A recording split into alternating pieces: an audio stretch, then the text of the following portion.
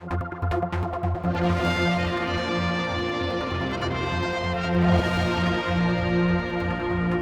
the commentator, radio man. Could you do it? Yeah.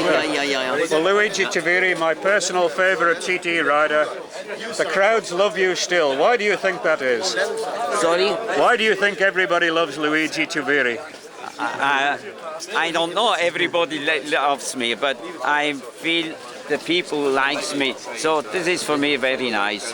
And it's so many years ago I was here for racing, and still the people knows me. I must say I'm happy to the people. He give me still the applause. Yeah. Now you rode here on the Clips course and the mountain course. Yes. With wins on both. In the beginning, on the Clips course with the 125s. Yes. And then later on with the big bikes. Yeah. But sometimes on the continent you rode sidecar passenger too. In the beginning I was also sidecar passenger with my brother. My brother was the driver, and later on with Hans Haldemann. He was a very famous sidecar rider. I make with him passenger, and I drive the solo bikes. But over here, when you beat Jim Redman, was one of your best races in the 125. 62 was it? When you beat Jim? I don't know which year, but I remember still the race, and of course was for me nice. I was in the front of him, but I remember we have a very hard race together. And this is, I think, this is in my remember. Yeah. And you rode the 125 twins and the 4s and the 5-cylinder. Yes, this is correct. Yeah. Which was the best?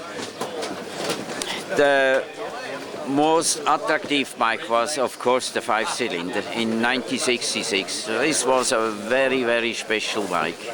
And the little 50cc TT bike? Yeah, too. But the 50 also was very difficult for driving. Yes. The 4-stroke and the very small bike, not so easy. Little brakes? Yeah, the same as the bicycle. Push bike brakes? Yeah. Okay, you're very welcome. Thank you for talking to us. Thank you. Thank you very much. Thanks. Thank you. All right. Thank you. I'll give a free DVD. Yeah. There you go. All right.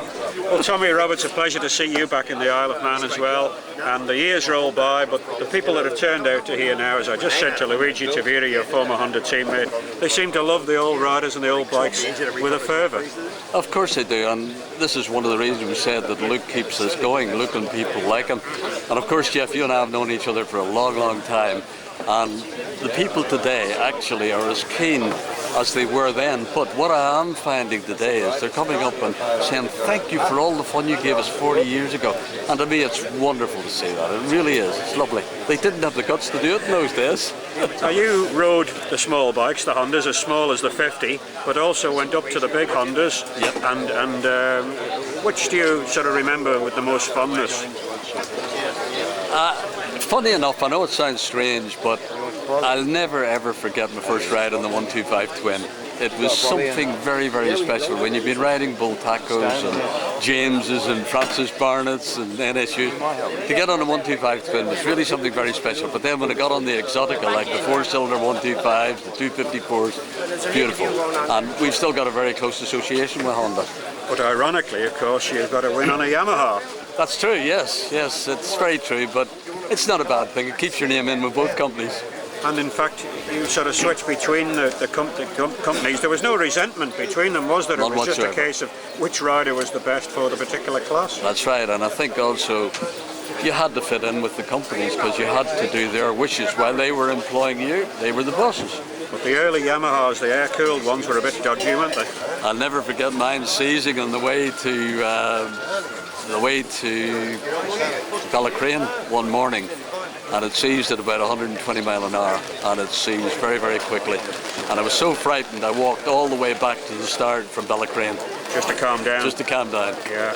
But the win now is a few years ago, but a win is a win, and you look back on that with great affection. And now we've lost Peter Neal, of course. Yes. I heard you and him talking, and he is a big loss to the Isle of Man as well. Isn't he? Big loss. Peter was a lovely, lovely man. He was, as you were rightly saying in your interviews and stuff yesterday, his memory was incredible, because not only had he all the written work, but he had to memorise it. And Peter could come out with things. Well, you remember the year when there were very few starters, and Peter was handing over to me about 3 minutes before he should have, because he'd run out of things to talk about. I was handing over to you, giving you about 10 minutes to talk, because I'd run out of things to talk about. Terrific years. People just don't remember those days. I mean, yesterday there wasn't a moment to spare with David Jeffries. What do you think of that, running at 126 mile an hour? Marvellous, and I think he's even got more in him. You know, that's what's so That was on the important. slowing down lap. Yeah, it's terrific, that.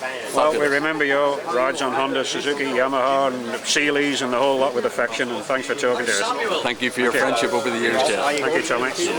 Well, Ralph, it's been 1 or 2 years since you were riding around here on Hondas as well, but you went on to take TT victory in the 50s and, of course, went on to the World Championships. And people remember this, they know everything about you, even all these years later, don't they?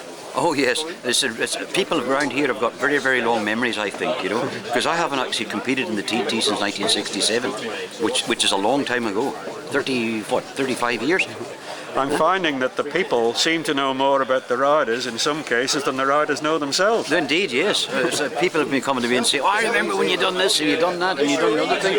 I have no recollection. I didn't think I was that daft, but still, must have been at one time. But you made your name on Norton's, particularly at Dundrod, and then Yes. went on to the TT, and I think first on the Honda Twins, the silver sort of semi-production bike, production race bikes. Well, actually, I joined Honda in 1964. Prior to that, I was riding 350 and 500 Manx Nortons, as you correctly say. And Honda wanted me to ride 50s and 125s.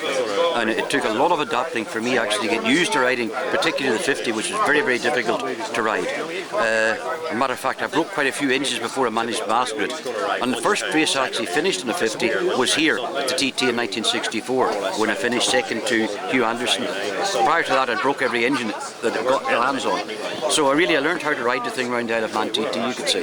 Yeah, it was hard to ride because of the narrow power band of the engine. Yes, and it was very, very easy to over-rev, and if you over-revved it about 200 or 300 revs, boom, it just disintegrated. And something that revved at 21,000 RPM, as you can imagine, if it did break, it wasn't a minor break. You know, it was just a pile of shrapnel, and trying to figure out what broke first was practically impossible. The top of the pistons in those were about the size of what was then a shilling piece, wasn't it? Something about that big, however big that is. Right? Extraordinary that they would do that, isn't it? But your win came here on the 50. Yes, in 1966, I lapped at 80, I think it was 86 miles an hour on a 50. Unbelievable. Which was quite quick in those days. And of course, with All no those years 50 race now, you are the lap record holder in perpetuity. Yes, indeed, which is handy, you know, to have something that's still written in the record books, I suppose. Unfortunately, they don't send you a pension based on that. No, indeed not, indeed not. Great days, though. Indeed, yes. Great days. But I still have the silver replica, okay, with the fastest lap at home, so Okay, there's well, something to and you're remind proud me of it too. Indeed, yes. Okay, thanks a lot. You're more than welcome. Thank you. Thanks. All right. Yeah, Sammy Miller.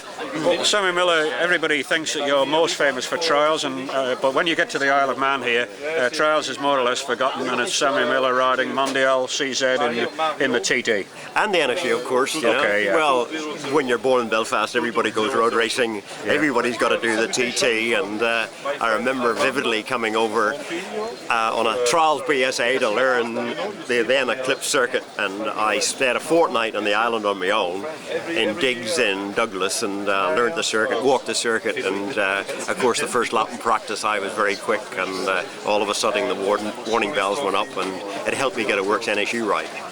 You were on Terry Hill's NSUs originally, though, were you? Yeah, and we got, unfortunately I was leading in the first, as you know, I was leading Ubi Ali, and the big end gave out at the Craig, and that was very disappointing. I was very wet. I remember the dye of my leathers went through, and I was a black man for about a week. When you go around the Clips course now, you can hardly believe that was used, and particularly for a World Championship Sidecar Grand Prix. I came down last night from the Craig when I was watching a production race, and I couldn't believe it, like, you know. So narrow, isn't it? So narrow, like, dropped down into Onken, and, you know. But really, it was some very good racing there.